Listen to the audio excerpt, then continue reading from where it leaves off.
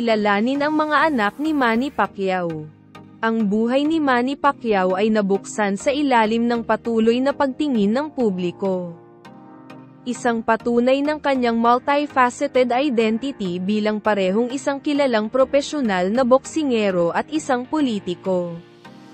Malawak na kinikilala bilang isa sa mga pinakadakilang boksingero sa kasaysayan, ang husay ni Manny sa ring ay umani sa kanya ng pandaigdigang pagkilala at paghanga.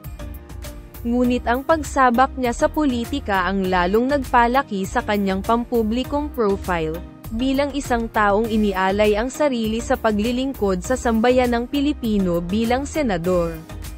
Dahil dito, ang kanyang pamilya, lalo na ang kanyang mga anak, ay itinulak din sa limelight. Nabubuhay sa ilalim ng patuloy na pagsisiyasat ng mata ng publiko.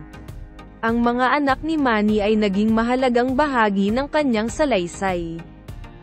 Alamin ang lahat tungkol sa mga anak ni Manny Pacquiao sa bedyong ito at tingnan ang kanilang buhay. Ikinasal si Manny kay Jinky Jamora Pacquiao noong ika-10 ng Mayo, 1999. Sila ay biniyayaan ng 5 anak: Emmanuel Jr., Jimuel, Michael Stephen, Mary Divine Grace, Princess, Queen Elizabeth, Queenie, at Israel. Si Emmanuel, Jimuel, Pacquiao Jr., ang panganay na anak ni Manny at Jinky, ay isinilang noong ika-7 ng Pebrero taong 2001. Sa edad na 23, nakatuon si Jimuel sa paggawa ng kanyang sariling pangalan sa boxing, at kasalukuyang naninirahan sa Los Angeles, California, kung saan siya ay patuloy na nagsasanay. Nanalo siya sa kanyang unang amateur fight sa San Diego, California na nagsilbing ring debut noong ika-12 ng Marso taong 2022. Bago mag-focus sa boxing, naghahanda na si Jimuel para maging showbiz. Noong 2021, sumali siya sa Star Magic Squad Plus ng ABS-CBN, kasama sina Sam Cruz, KD Estrada, Neo Tria, Danica Antenco, Ana Lane Salvador, Angela Ken, at Ken Johnson.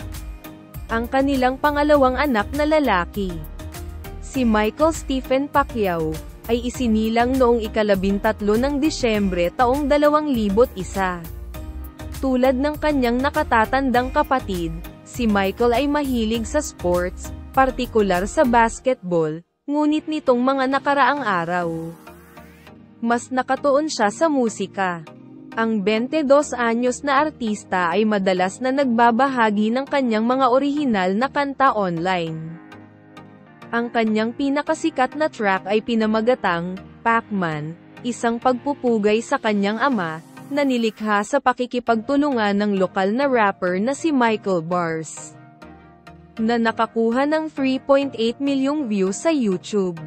Bukod pa rito, nakipagtulungan siya kay Denise Julia sa kantang Body Right, na nakaipon ng mahigit 725k streams sa Spotify. Nagtapos si Michael sa Brent International School noong Hunyo taong 2020, at kasalukuyang tinatapos ang kanyang degree sa kolehiyo. Noong 2023, bukod sa pagtutok sa kanyang pag-aaral at karera sa musika, nakipagsapalaran siya sa mundo ng negosyo sa pamamagitan ng pagpirma sa House of Franchise. Si Mary Divine Grace Pacquiao, nakilala rin bilang Princess, ay isinilang noong ika-30 ng Setyembre taong 2006. Sa edad na 17, ibinahagi niya ang hilig ng kanyang ina na si Jinky sa mga luxury bag. Si Mary ay nagpapatakbo ng isang channel sa YouTube na nagtatampok ng marami sa mga travel vlog ng pamilya Pacquiao, ngunit hindi siya regular na nag-a-upload ng mga video. Si Queenie Elizabeth Pacquiao, ang bunsong anak ni Manny at Jinky Pacquiao, ay isinilang noong ika-30 ng Disyembre taong 2008. Ngayon 15 taong gulang. Siya ay kasalukuyang nag-aaral sa Brent International School Manila at inaasahang magtatapos sa senior high school sa 2026. Ayon sa kanyang mga update sa Instagram, ibinahagi ni Queenie ang interes ng kanyang ina at kapatid sa fashion at kasiyahan din sa paglalakbay. Israel Pacquiao. Ang bunso ni Manny at Jinky, si Israel, ay ipinanganak noong ika-27 ng Abril taong 2014. Malapit nang mag-10 ngayong Abril, ang Israel ay kadalasang nakikita sa mga update sa Instagram ni Jinky. Noong 2006, isang KTV bar receptionist na nagngangalang Joanna Rose Bacosa ang nagpahayag ng pagkakaroon ng 2 taong gulang na anak ni Manny. Noong 2011, muling sumulong si Joanna, na hinimok si Manny, na noon ay isang kongresista, na kilalanin ang kanilang 7 taong gulang na mahal na anak. Walang karagdagang update mula kay Joanna, ngunit makalipas ang isang dekada, lumitaw ang isang promising boxer na nagngangalang Eman Bacosa. Ang mga video sa TikTok ay naglalarawan kay Eman na direktang tumatanggap ng pagsasanay mula mismo kay Manny.